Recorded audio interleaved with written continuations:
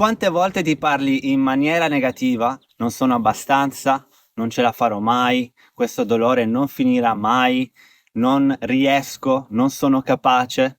Insomma, tutte queste parole che ti dici giornalmente ti stanno indebolendo il corpo. E te lo voglio fare vedere con un esercizio in particolare dove useremo, tra l'altro, la potenza del nostro pensiero e della nostra visualizzazione.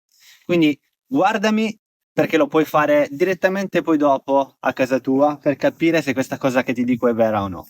Quindi io adesso mi metterò qua giù, la schiena è poggiata in una superficie, diciamo, verticale, che può essere qualsiasi cosa, una sedia, e mi metto in questa posizione. Ora porterò il mio braccio destro all'estremo senza muovere il mio busto. E ovviamente questo per me è il mio massimo, ok? Io più di questo non posso andare. A questo punto userò la potenza della mia mente, quindi chiuderò io gli occhi, anzi, a questo punto guardo dove arriva il mio mignolo per capire quanto riesco ad andare. Massimo, questo è il massimo. Ok? E me lo segno, me lo ricordo perché l'ho visto.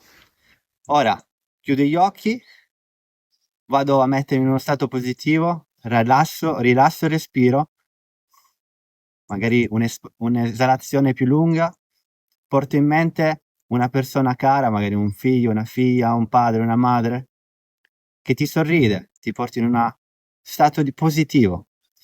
Quando ti sei portato in questo stato positivo per qualche secondo, a quel punto visualizzi ad occhi chiusi lo stesso movimento, però senza farlo, e a quel punto farai un 20% in più di estensione nella tua visualizzazione.